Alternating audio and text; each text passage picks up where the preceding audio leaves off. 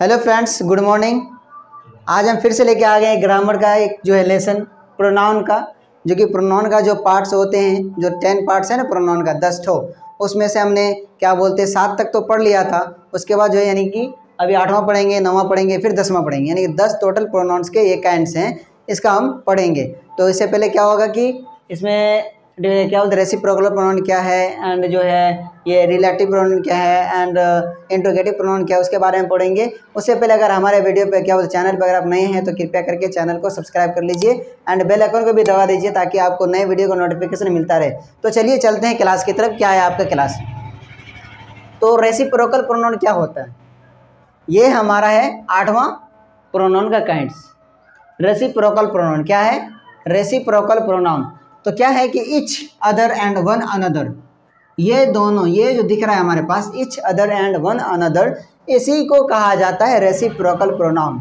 Etch other and one another को ही reciprocal pronoun कहा जाता है। यानी कि each other and one another are called reciprocal pronoun, यानी इसी को कहा जाता है रेसिप्रोकल प्रोनाउन। समझ में आया यहाँ तक? रेसिप्रोकल प्रोनाउन किसको कहते हैं? यानी कि each other and one another, ये दो ही तो जो है हमारा फ्रेज है, सिर्फ इसी को रेसिप्रोकल प्रोनाउन कहा जाता है, etch other and one another को। बात ध्यान में रखोगे। एग्जाम्पल में देखो, they loved etch other and they loved one another, दोनों का मीनिंग एक ही निकलता है, एक दूसरे को क्या वे एक दूसरे को प्यार करते, वे एक दूसरे से प्यार करते, यही हो जाएगा बस। क्या कि they loved etch other and they loved one another, दोनों का मीनिंग सेम टू सेम निकलेगा, and each other and one another को ही रेसिप्रोकल प्रोनाउन कहा जाता है। यहाँ तो कोई डाउट है? तो फिर क्या है यहाँ पे etch other and one another को ही हम क्या कहते हैं? एक दूसरे को, दोनों का मीनिंग सेम ही है, दोनों का मीनिंग क्या है? सेम मीनिंग है दोनों का, यानी कि इसी को हम कहेंगे क्या वो रेसिप्रोकल प्रोनाउन। इच अदर को भी एंड वन अनदर को भी रेसिप्रोकल प्रोनाउन कहा जाता है। तो कोई इच अदर वन अनदर दोनों जब यूज करेंगे तो साथ में यूज किया जाएगा, ठीक है? जब दोनों यूज करेंगे साथ में यूज करेंगे, इच अदर को साथ में यूज करेंगे या वन अनदर यूज करेंगे, दोनों साथ में यूज करेंगे। तो ये हमारा दोनों मिलके प्रोनाउन है, ऐसा नहीं कि इच अलग है और अदर अलग है, ऐसा नहीं है। इच भी हमारा इच अदर मिलके प्रोनाउन है एंड वन अनदर मिलके प्रोनाउन है, ठीक है? यहाँ तक क्लियर हुआ? क्या है ये कि रेसिप्रोकल प्रोनाउन किसको कहा जाता है? Etch other and one another को रेसिप्रोकल प्रोनाउन कहा जाता है। आगे क्या हमारा 9वां नंबर जो है रिलेटिव प्रोनाउन। 9th जो है ये हमारा प्रोनाउन के काइंड्स हैं। रिलेटिव प्रोनाउन कौन सा प्रोनाउन है?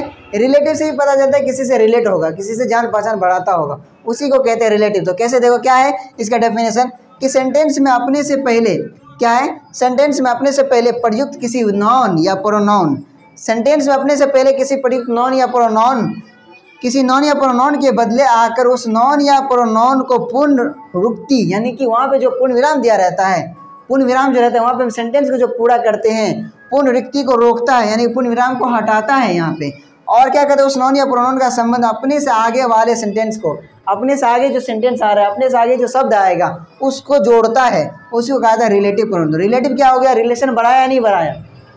मैं अपने से पहले प्रयुक्त किसी नॉन या प्रोनाउन के बदले आकर उस नॉन या प्रोनाउन की पुनरुक्ति को रोकता है, यानी पुनरुक्ति जो होता है हमारे पूर्ण विराम को रोकता है, वहाँ पे जहाँ पे हम सेंटेंस खत्म करते हैं ना उसको रोकता है, और उसके आगे क्या करता है? अपने से संबंध, यानी कि जो उससे आगे जो है क्या होता है नॉन या प्रोनाउन से अपने संबंध आने वाले आगे जो शब्द आएगा उसका, उससे समूह को जोड़ता है, जिसको कहा जाता है रिलेटिव प्रोनाउन कहा जाता है। क्या कहा जाता है? Relative pronoun. तो रिलेटिव प्रोनाउन क्या हो गया कि सेंटेंस में अपने से पहले जो आएगा सेंटेंस प्रयुक्त किसी नॉन या प्रोनाउन के बदले में, किसी नॉन या प्रोनाउन के बदले में जो सेंटेंस आएगा उसको पुनर्वृत्ति को रोकता है, यानी कि जो वहाँ पे फुल स्टॉप देंगे उसको रोकता है। उसके बाद क्या होगा कि उससे जो है उस नॉन या प्रोनाउन के संबंध अपने से आगे वाले, अपने से आगे जो आएगा जो सेंटेंस, आने वाले सेंटेंस को क्या करता है कि उसे संबंध समूह को जोड़ता है, उसी को कहा जाता है रिलेटिव प्रोनाउन, यानी कि दूसरे से रिलेशन बनाता है। कि मान लेते एक सेंटेंस हमने लिखा, ठीक है, उस सेंटेंस को जो किसी दूसरे सेंटेंस का संबंध बनाया, उसी को कहा जाता है रिलेटिव प्रोनाउन। आज समझ में?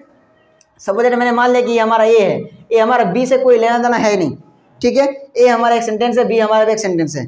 अभी ए अलग सेंटेंस है एंड बी अलग सेंटेंस है, अभी ए का संबंध बी से कोई चीज़ नहीं, तो क्या करेंगे? बीच में फुल स्टॉप है ना, यानी दो तरफ दीवार है या नहीं है?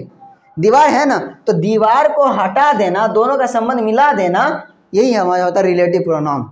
क्या हो जाता है? रिलेटिव प्रोनाउन, यानी कि दोनों का संबंध बता देना, दोनों के साथ मिल जुल कर देना, रिलेटिव प्रोनाउन कहलाता है। कि a relative pronoun refers to some noun and pronoun going before and relates the same noun pronoun to a group of words coming after, जो उसके बाद आएगा उसको जोड़ता है, ग्रुप मतलब समूह बना देता है। यानी कि एक दूसरे का समूह बना दिया। एक सिंगल था और अभी बी भी सिंगल है, दोनों क्या कर देंगे, समूह बना देंगे, हो जाएगा ए बी। क्या हो जाएगा, ए बी हो जाएगा। आएगा समझ, ये हो जाएगा समूह। एग्जाम्पल के तौर पर एग्जाम्पल से हमें समझ में आएगा, क्योंकि एग्जाम्पल से बहुत कुछ समझ में आ जाता है कि नहीं। एग्जाम्पल हम समझ लेते क्या है कि हु, हुज, हुम, विच, व्हाट और दैट, ये हमारा हो जाए मेन रिलेटिव प्रोनाउंस के एग्जाम्पल हैं। कौन कौन सा, हु हमारा, हुज, हुम, विच, व्हाट और दैट एंड एक्सेट्रा, जो भी इसमें आता है उसको कहते हैं रिलेटिव प्रोनाउन। एक हिसाब से कहते हैं जो कंजक्शन का रूप करता है, यानी जो शब्द यानी कि सेंटेंस को जोड़ने का काम करे, उसे रिलेटिव प्रोनाउन कहते हैं। जैसे क्या है, this is the book, this is the book, the book was given to me. यहाँ पे तो फुल स्टॉप है ना, ये एक अलग सेंटेंस है एंड ये एक अलग सेंटेंस है या नहीं है। ये एक अलग सेंटेंस है एंड ये भी अलग एक सेंटेंस है, दोनों अलग अलग सेंटेंस है। तो दोनों के बीच में जो फुल स्टॉप है, पुनरुक्ति है, उसको हटाएंगे। क्या करेंगे, उसको हटाएंगे। उसको हटाने के लिए जिसका यूज़ करेंगे, चाहे वो इसका यूज़ करें, चाहे हम इसका यूज़ करें, या इसका यूज़ करें, या इसका यूज़ करें, तो इसका यूज़ करके हम हटाएंगे तो दोनों सेंटेंस क्या हो जाएगा, सेम हो जाएगा, यानी कि समूह बन जाएगा। क्या बन जाएगा, ग्रुप बन जाएगा, ग्रुप बन जाएगा। क्या बन जाएगा, देखो ना, this is the book that हम जोड़ दिए, वॉज गिवन टू मी। देखो यहाँ पे क्या था, वॉज गिवन टू मी, यहाँ पे क्या था, बुक हमारा दो बार नहीं लिख सकते। इससे क्या हुआ हमारा फायदा कि एक शब्द को हम दो बार क्या बोलते हैं, डबल नहीं लिख सकेंगे। इससे हमारा क्या फायदा हुआ कि एक शब्द को, जो हमारा एक वर्ड है, उसको डबल से लिखना हमें नहीं पड़ेगा। जब दोनों सेंटेंस को एक ही में जोड़ देंगे, दोनों सेंटेंस एक ही में जोड़ेंगे ना, तो कोई डबल वर्ड जो आता रहता है ना, तो उसको हम क्या कर देंगे, हटा सकते हैं। यही होता है हमारा रिलेटिव प्रोनाउन। तो दिस बुक इज द, जैसे हमने पढ़ा था क्या प्रोनाउन के बारे में कि प्रोनाउन क्या होता है, कि जैसे मान लेते हैं राम एक लड़का है, राम 10वीं कक्षा में पढ़ता है, या राम 11वीं कक्षा में पढ़ता है, तो बार बार राम लेना जरूरी नहीं होता है। हमने क्या कर रखा था कि राम एक लड़का है, वो 10वीं या 11वीं कक्षा में पढ़ता है, दिखे थे कि नहीं। तो राम के जगह पे क्या ही यूज़ कर दिए थे, वही हो जाता है यहाँ पे कि यहाँ पे क्या हो जाए, दैट यूज़ कर दिए, दोनों सेंटेंस को मिला दिए। वहाँ पे क्या था, सिर्फ वर्ड को बदलना था, यहाँ पे हमने सेंटेंस को बदलना था। किसको बदलना था, सेंटेंस को बदलना था। अब क्या है, the boy who is playing is my friend. अब देखो यहाँ पे जो है हमारा, जो लड़का खेल रहा है वो मेरा दोस्त है। अब क्या करेंगे, द बॉय इज प्लेइंग, यहाँ पे कह सकते हैं द बॉय इज प्लेइंग, जो लड़का खेल रहा है, the boy is my friend. कैसे, यहाँ पे डबल यूज कर सकते हैं ना, बट क्यों नहीं यहाँ पे डबल यूज किया, क्योंकि यहाँ पे हमने हु यूज कर रखा है। हु यूज कर रखे क्योंकि हमारा रिलेटिव प्रोनाउन के लिए कहा जाता है, जब सेंटेंस को मिला के रखेंगे, सेंटेंस का ग्रुप बनाएंगे, तो हम क्या कर देंगे, हु को ऐड करेंगे। क्या है, ऐड करेंगे, the boy who is playing is my friend. ऐसे समझ में यहाँ तक क्लियर हो रहा है कंसेप्ट, क्या बता रहे हैं, रिलेटिव प्रोनाउन क्या है। अब क्या है, the chairs which are broken are of no use, यानी कि जो चेयर जिसका यूज हम नहीं किया, वो क्या हो गया, टूट गया। जिस चेयर का हमने यूज नहीं किया, वो चेयर क्या हो गया, टूट गया। तो क्या हो गया यहाँ पे, विच यूज किए, जब यहाँ पे क्या लिख सकते थे, द चेयर्स आर ब्रोकन लिख सकते थे कि नहीं, द चेयर्स आर ब्रोकन है कि नहीं।